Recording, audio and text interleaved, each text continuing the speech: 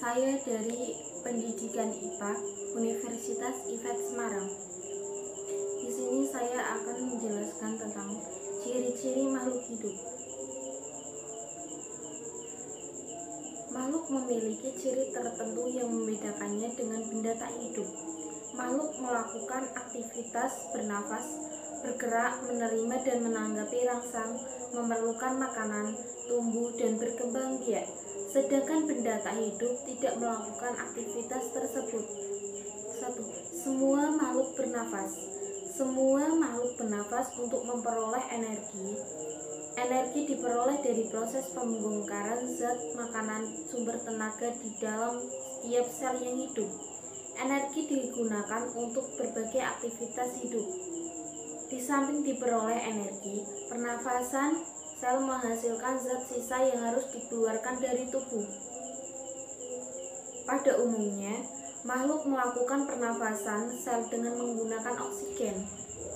Pembongkaran zat makanan dengan oksigen ini disebut pembakaran atau oksidasi. Oksigen diserap dari udara melalui alat. Sistem alat pernafasan. Alat pernafasan dapat berupa paru-paru, insang, trakea, atau melalui permukaan kulit tubuh. Pada alat pernafasan ini terjadi penukaran gas terutama O2 dan CO2, H2O, dan panas. Makhluk bergerak. Setiap makhluk melakukan gerak sebagian atau seluruh bagian tubuhnya dari suatu posisi ke posisi yang lain.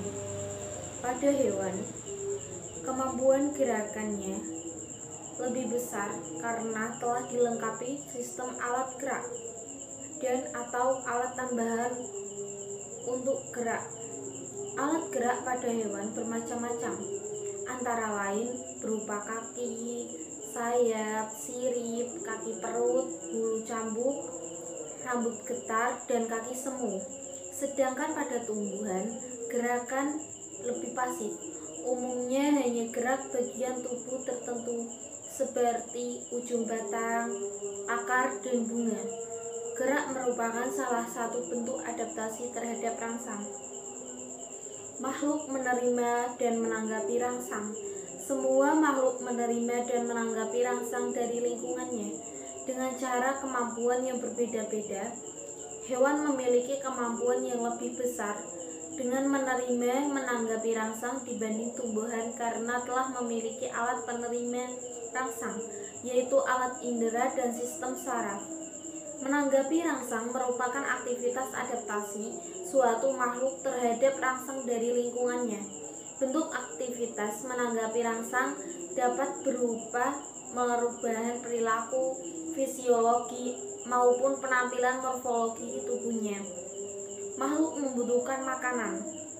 Semua makhluk membutuhkan makanan untuk sumber energi, membangun tubuh, mengatur aktivitas fisiologi lainnya. Jenis zat makanan dan cara memperoleh berbeda-beda, tergantung jenis makhluknya. Hewan memperoleh makanan dengan beberapa cara. Memakan mangsa, predasi hewannya disebut predator. Menurut sumber makanannya, hewan predator dikelompokkan dalam beberapa golongan. 1. Herbivora, zat makanan berasal dari tetumbuhan. Karnivora, zat makanan berasal dari hewan. Dan omnivora, zat makanan dari tumbuhan dan hewan. Cara hidup predasi juga terjadi pada hewan rendah. Perilaku makan sesama jenis disebut kanibalisme. Merampas dari inang, parasit. Memakan sisa makhluk, diantaranya adalah pemakan bangkai. Jamur dan bakteri memperoleh atau menyerap makanan dari sisa makhluk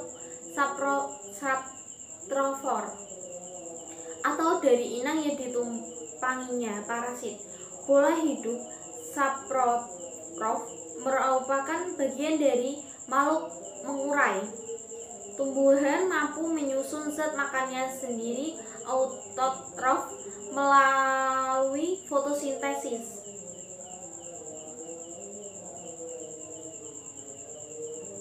Makhluk tertumbuh.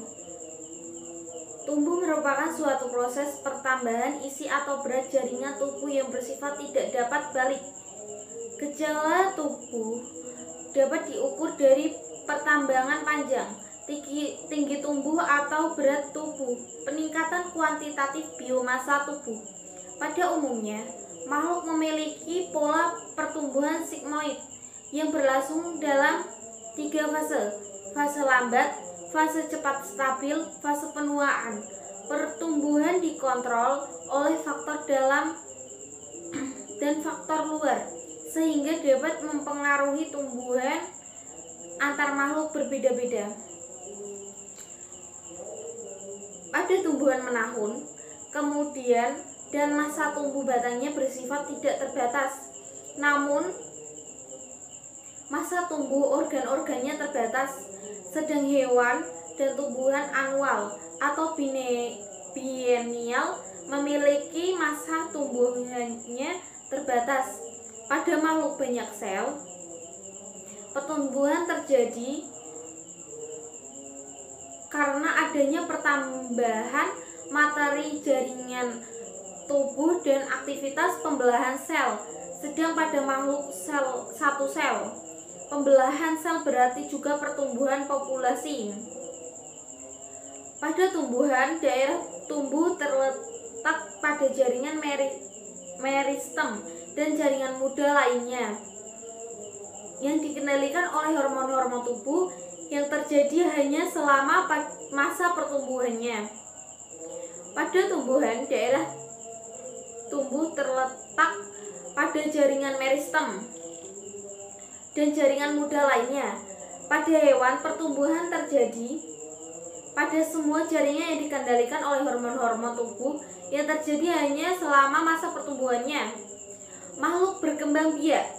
Semua makhluk berkembang biak untuk mempertahankan melestarikan populasinya. Berkembang biak makhluk terjadi secara kawin dan atau tak kawin. Pembuahan fertilisasi adalah pertemuan sel kelamin jantan dan betina. Pada tumbuhan, alat perkembangbiakan hasil kawin berupa biji semen dan spora. Sedang pada hewan dapat berupa telur atau fetus yang dilahirkan. Perkembangbiakan cara tak kawin adalah perkembangbiakan makhluk tanpa melalui pertemuan sel atau individu baru berkembang dari bagian tubuh induknya. Pada hewan, membelah diri potongan bagian tubuhnya dengan tunas. Pada tumbuhan dengan tunas, stek, stolon, tunas adventif, rizoma, dan lain-lain.